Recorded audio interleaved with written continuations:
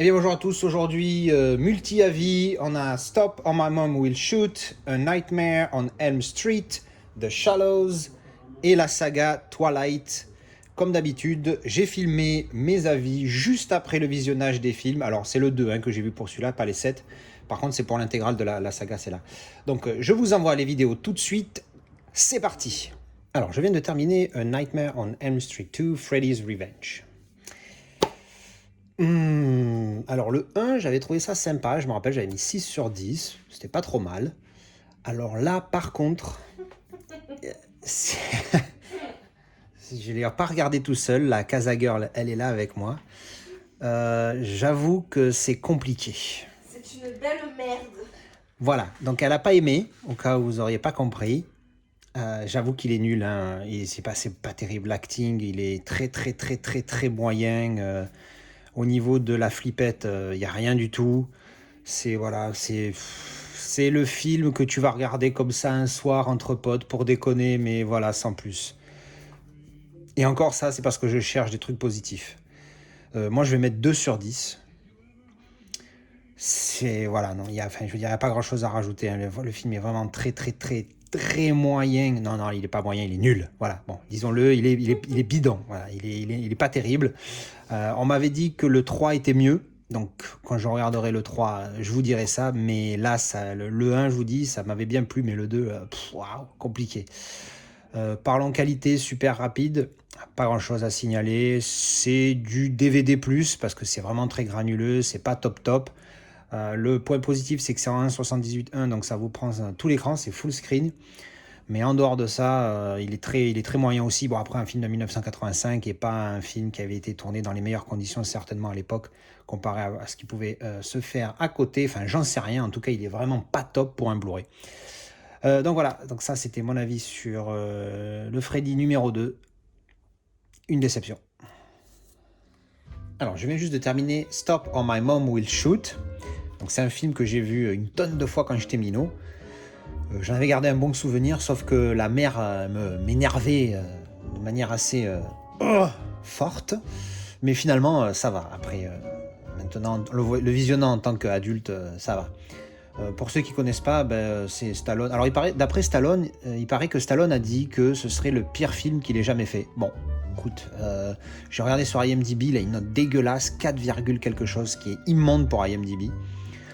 Je comprends pas comment on puisse le détester autant, parce que bon, c'est pas un grand film, c'est sûr, mais c'est un film très sympa. C'est un film sympa, tu regardes ça une petite soirée, t'as passé un petit moment, en plus il fait à peine 1h30. Et puis voilà, tu rigoles un petit peu, voilà, c'est sympathique. Grosso modo, c'est quoi? C'est une mère ultra possessive, mais elle ne voit jamais son fils. Et un jour, elle doit venir le voir. Lui, il essaye de l'empêcher de venir, mais elle vient quand même. Et puis en fait, elle est ultra possessive. Elle montre des photos de lui bébé à tout le monde. Elle l'humilie en permanence. Enfin bref. Et lui, c'est un flic. Il essaie de faire son boulot. Et puis elle est au milieu. Donc c'est pas un grand film, c'est certain. Mais voilà, c'est un film sympathique, un film mignon. Voilà. Alors moi, je vais mettre 6. Alors peut-être qu'il mérite que 5, mais moi je mets 6 parce qu'il me rappelle des bons souvenirs de quand j'étais gamin. Voilà, c'est un film sympa. Après, au niveau qualité, c'est du Blu-ray standard. Bon, là, j'ai une édition anglaise sur laquelle il n'y a même pas de sous-titres, même pas les sous-titres anglais. Mais bon, c'est pas grave. Il est facilement compréhensible, ce film. Et puis non, ça va, il est sympathique. Qu'est-ce que je veux dire ? Oui, non, la qualité. Oui, la qualité, donc je disais, c'est l'édition anglaise. Alors, je sais pas s'il y en a eu plusieurs. Mais en tout cas, celle-ci, c'est correct. Voilà, c'est un bon Blu-ray, sans plus. Voilà, il est juste correct. Voilà. Ça, c'était mon avis pour Stop or My Mom Will Shoot. Alors, je viens de terminer. Hop, on va le mettre à l'endroit parce que c'était pas dans le bon ordre. Voilà, je viens de terminer la saga Twilight. Donc, je me suis pas pris la tête pour ces genres de films parce que c'était plus pour la Casa Girl que pour moi. Casa Girl. C'est rigolo, hein. Mais bon, je me suis dit, quitte à les avoir, on va se faire la saga. Alors, le Blu-ray Prêtez de précision avant de commencer. Blu-ray, le chapitre 1, défectueux. Je l'ai même recommandé sur Amazon pour voir si j'ai une autre édition, un autre modèle, un autre disque pour voir. Pareil, défectueux. Donc, je l'ai retourné, celui-là, je vais me faire rembourser. Bon, tant pis. On a vu le premier sur quoi déjà ? Sur Netflix. Alors, parlons un petit peu de cette purge. C'est compliqué. Marseille.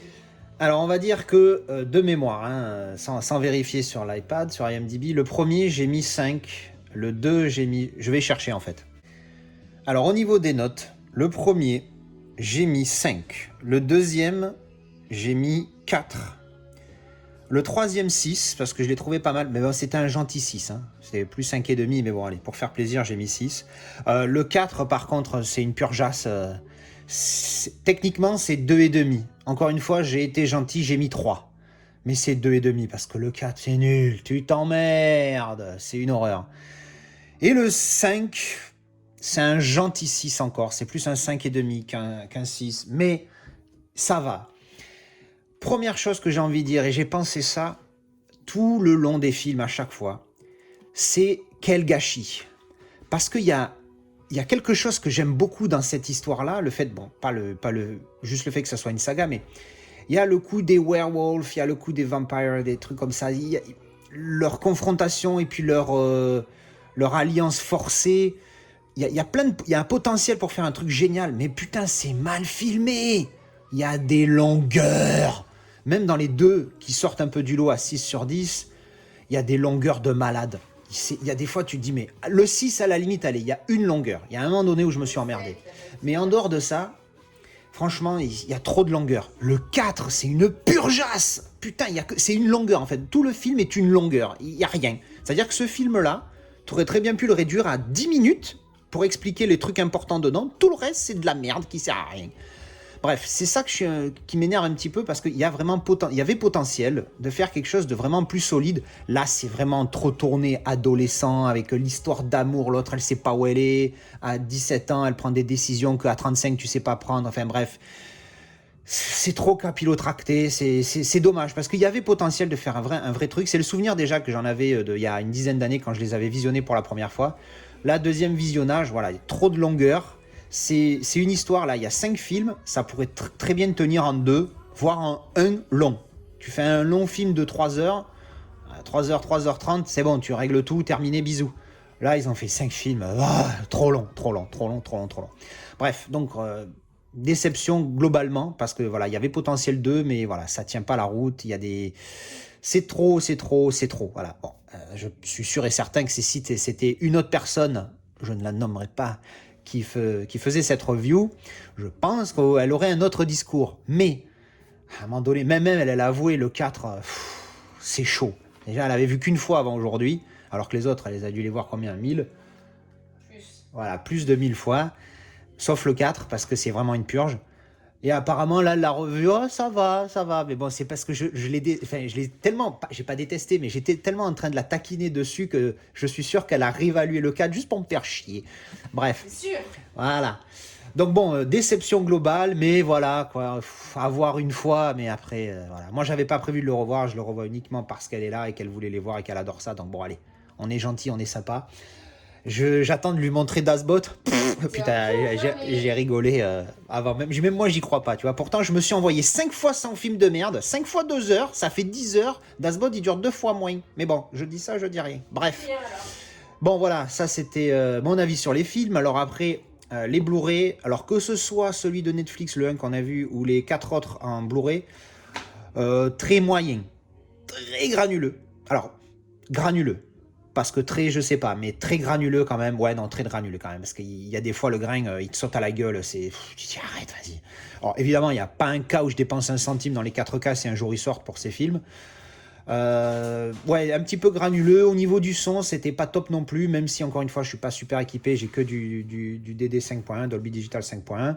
Mais même là, c'était pas exceptionnel. Après, voilà, c'est sympa, les effets sont pas mal. Sauf à un moment donné, on voit un bébé, alors je vous dis pas où pour pas spoiler, mais à un moment donné, on voit un bébé, il est trop mal fait. J'ai dit, c'est une blague, c'est super mal fait quand même, c'est chaud. Mais bon, bref, on s'en fout. Voilà, donc ça, c'était mon avis sur la saga Twilight. Et s'il fallait mettre une note globale sur toute la saga, je pense que ce serait un 4. Voilà, un 4 parce que déception. Alors, je viens de terminer de regarder The Shallows. Donc, c'est un... Je ne sais pas si on peut appeler ça un huis clos, mais quasiment, parce qu'il y a quasiment que 3... On voit 4 acteurs, 4 ou 5, mais c'est beaucoup tourné autour de Blake Lively. Donc, bon, un film de requin. pas mal. Je montre quand même ce petit steelbook qui est très très très mignon avec cette belle continuité. Alors le film, pour ceux qui ne connaissent pas, c'est une surfeuse, elle part au Mexique sur une plage qui lui rappelle sa mère qui est décédée récemment apparemment. Et elle devait aller surfer avec une amie qui finalement ne viendra pas, et donc elle va surfer seule. Il y a 2 autochtones qui sont là et qui surfent avec elle un morceau de l'après-midi, puis après eux partent, et elle, elle se retrouve attaquée par un requin, miam miam. Elle se retrouve sur un récif, blessée, parce que le requin lui a mis un petit coup de quenotte. Et donc c'est l'histoire de comment elle va s'en sortir en restant bloquée sur ce récif pendant X heures. C'est pas mal, on est sous tension, voilà, avec... alors c'est pas les dents de la mer, hein, c'est pas Jaws, mais c'est... Il y a quand même une petite pression, une petite tension, on sent une petite tension pendant le film, on se dit, est-ce qu'il faut qu'elle aille là, est-ce qu'elle va survivre ou pas? Alors on se doute qu'elle va survivre, mais on n'est pas sûr, parce que bon, des fois, même, ils font ça dans les films, ils tuent les gentils. Mais franchement, il est pas mal. J'ai hésité entre 6 et 7, j'ai mis 6. C'est un bon 6, c'est un 6 et demi. Mais pas mal, hein, je vous le recommande fortement si vous ne le connaissez pas. Ensuite, la qualité. Bon, déjà, moi j'ai mis le film, logo Sony. Chez moi, ça veut tout dire. Pour vous donner une petite anecdote, à la fin du film, la Casa Girl, vous savez ce qu'elle me dit?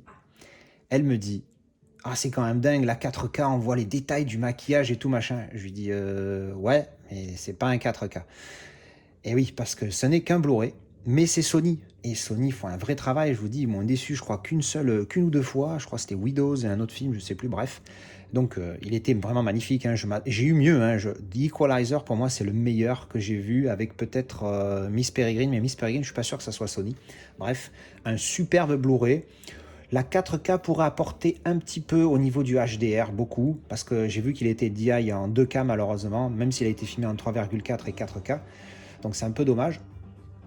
Mais il y a potentiel que le 4K, s'il existe, hein, parce que je ne sais même pas s'il existe, apporte un petit peu, un peu mieux. Donc si vous avez moyen, partez sur le 4K, s'il n'est pas trop cher. Sinon le Blu-ray fera largement l'affaire, parce qu'il est vraiment très bon. Après, est-ce que c'est le genre de film? C'est pas un gros film. Est-ce que ça mérite un 4K? Je ne pense pas. Mais en tout cas, le Blu-ray est vraiment nickel, nickel. Voilà, ça c'était mon avis pour The Shallows. Alors, petite information, la Casa Girl vient de checker, il existe en 4K. Et voilà, donc c'était mes avis pour ces, on va dire, 1, 2, 3 et 5, 8 films du coup. J'espère que ça vous a plu. Dites-moi ce que vous en avez pensé, si je vous ai donné envie de les voir ou pas. Voilà, je vous retrouve tout de suite dans les commentaires ou dans le Discord pour ceux qui sont dans le Discord. Et moi, je vais aller continuer de regarder la vidéo de ce gars-là.